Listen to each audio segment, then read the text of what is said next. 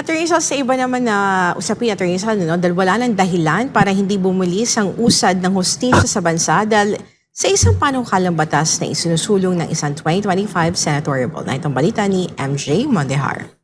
Ngayon pa lang ay naglalatag na ng solusyon kontra korupsyon ang spiritual leader ng Kingdom of Jesus Christ na si Pastor Apollo C. Quiboloy, isa ang butihing pastor sa mga senatorial bills sa 2025 midterm elections. Bahagi ng kanyang platform of government ang mahigpit na pagpapatupad ng mga batas kontra korupsyon. Diyan kilala ang KOJC sa Zero Corruption Policy, bagay na nais dalhin ni Pastor Apollo sa gobyerno, kabilang sa solusyon kontra korupsyon na kanyang. So, ayan guys, makikita mo ang daming gustong ipasa ni Pastor Apollo C. Quiboloy. Sinong gusto dyan na isali natin sa ating mga baluta ngayong susunod na taon? Grabe oh. Nasa ano pa yan ngayon, nasa kulungan pa yan pero nakakagawa na siya ng mga panukala mga kaibigan. So, susuportahan ba natin? Sinong susuporta dyan? Okay. Press 1 po kung suportahan niyo po si Pastor Apollo C. Quiboloy. Ako kakampanya ko talaga to kasi talagang walang bahid na korupsyon to. Talagang gusto niya maging number 1, maging ano tawag yan?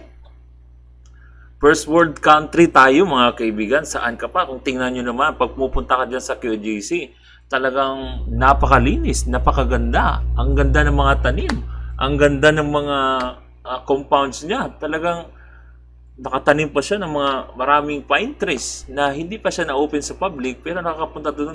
Ang dami yun, mga ilang libo kayo natanim doon na kung saan malaking savings doon sa mga tao nandun sa Tamayong kasi tuwing umuulan doon, hindi na bumaba. Hindi tulad daw ng mga latest 90s to 2004, bumabaha daw dyan kasi walang puno ng mga pine tree.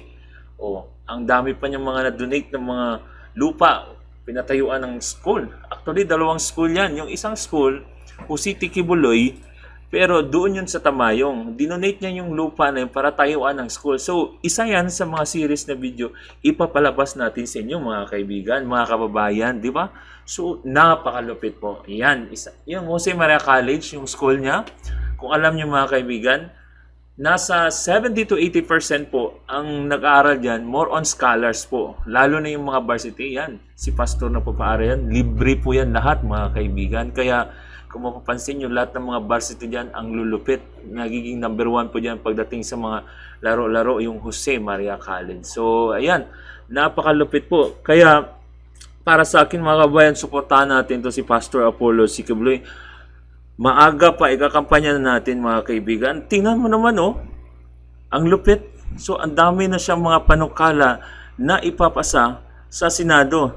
Nandiyan pa nga siya sa kulungan pero gumagawa siya ng mga listahan para kung ano yung mga kulang sa batas, yun ipapasa niya.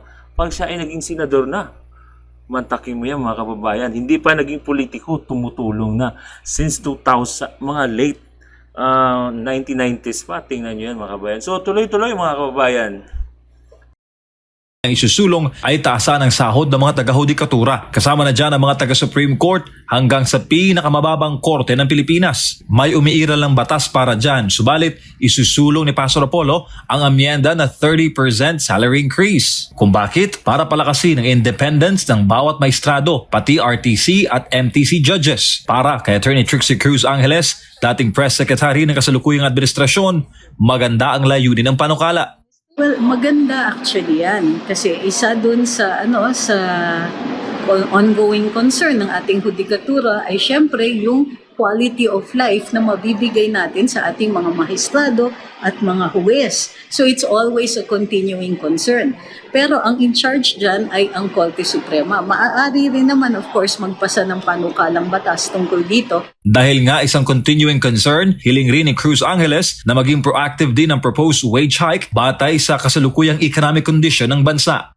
Pero hindi dapat tumigil sa isang pag-increase, Dapat sliding increase yan. Ibig sabihin, pag nagbago, after so many years, i-reassess para mataasan uli yung kanilang sweldo and it keeps up with the times. Noong 2023, mahigit 50,000 na kaso ang naisampa sa Pilipinas na may kinalaman sa mga kababaihan at kabataan. Hindi pa kasama ang ibang mga karumaldumal na kaso.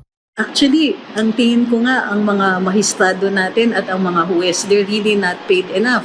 Considering ang taas ng kailangan nilang pag-aralan, kailangan tuloy-tuloy ang kanilang pag-aaral. Hindi biro yung trabaho kasi minsan libo-libo ang kaso sa isang sala at kadalasan namimiligro din ang buhay nila. Asahan ang iba pang mga panukala kontra korupsyon ng butihing pastor sa hangarin na ipakita na hindi imposible ang zero corruption sa gobyerno. Kailangan lamang ng full transparency sa lahat ng government transactions at tapat na liderato. Para sa Diyos sa Pilipinas kung mahal, MJ Mondehat, SB9 News. Yung kay pastor, maganda yan, paging Christ.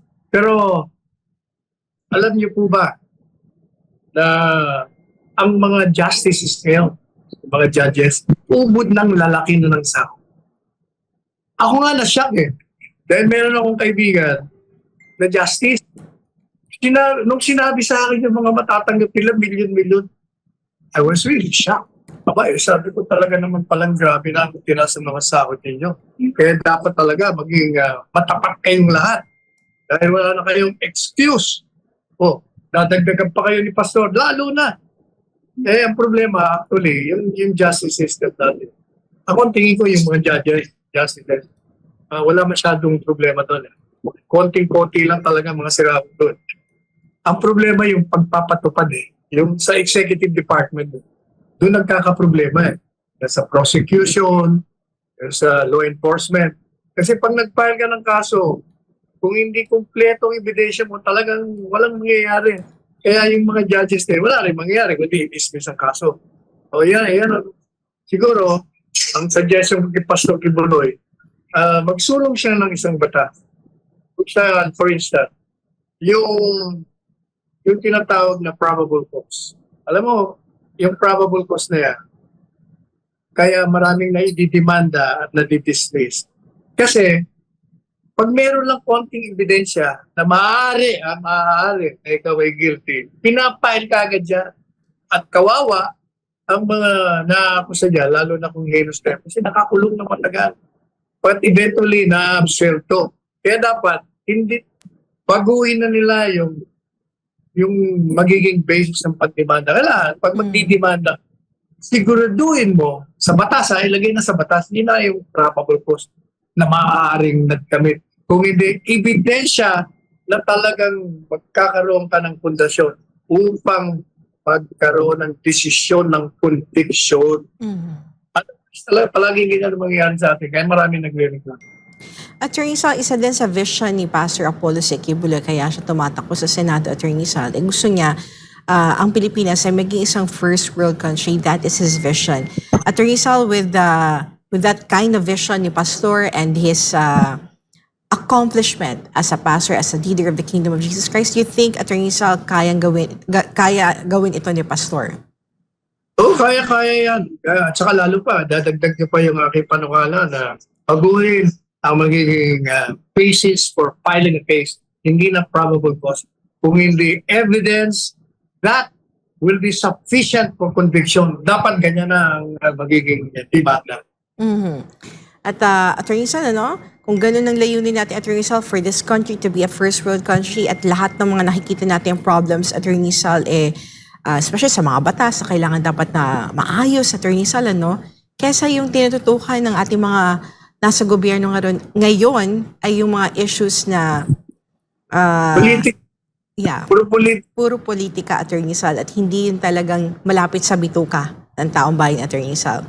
And I hope, and we hope, all of us Filipinos, Attorney Sal, na yung mga iboboto natin na susunod na mga mambabatas, ganun ang way of thinking, Attorney Sal, more on the interests of the Filipino, pro-Filipino, kaysa sa self-interest nila, Attorney Sal. Meron pa akong panukala kay Pastor Kibuloy.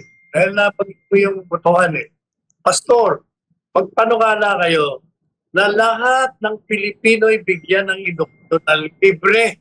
Wala nang mga gaya ng sa koleyo, yung sinasabi ko.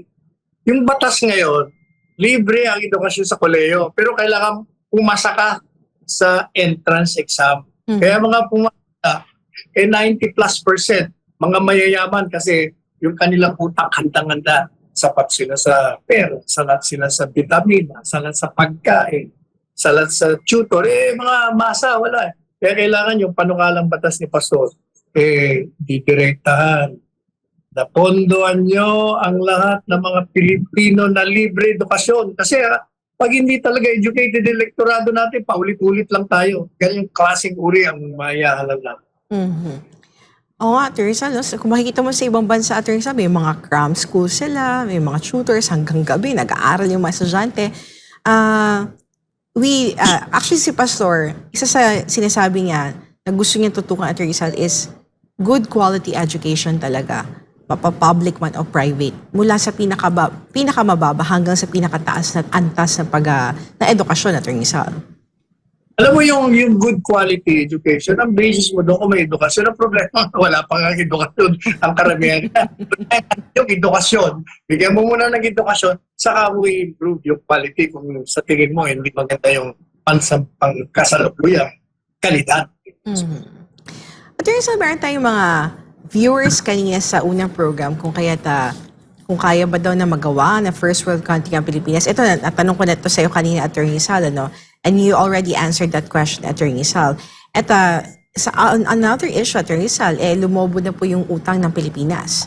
Sa pagkatapos ng Setyembre ngayong taon, ayon sa datos ng Bureau of Treasury, umabot po sa 15.89 trillion pesos ang kabuang utang ng bansa.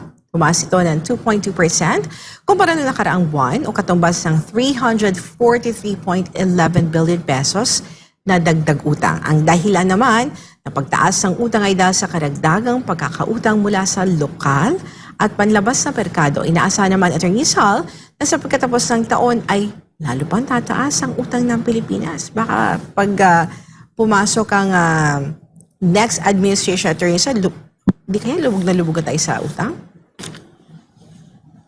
Unang-una, yun ang pag-uutang ng pamahalaan ng ating bansa ng pera. Dapat lang. Kasi kung kulang ang revenues mo, paano mo pupundahan yung mga proyektong nasa isip ng gobyerno? Kailangan mo talaga ang pera. Ngayon, pag umutang tayo, hindi ako worried. Alam niyo ba kung bakit?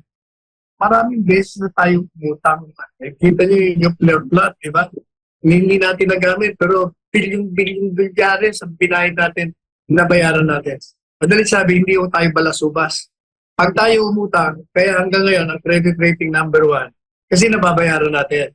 Pangatlo, ang problema lang, kung yung inuutang natin, sa halip na gamitin sa mga proyekto ng gobyerno, sa pagpapatayo ng mga kalsada, ospital, kalye, lahat ng klaseng proyekto na makakabuti sa ating ekonomiya. Problema, kung marami doon ang nanakawin ng mga nakaupo sa gobyerno.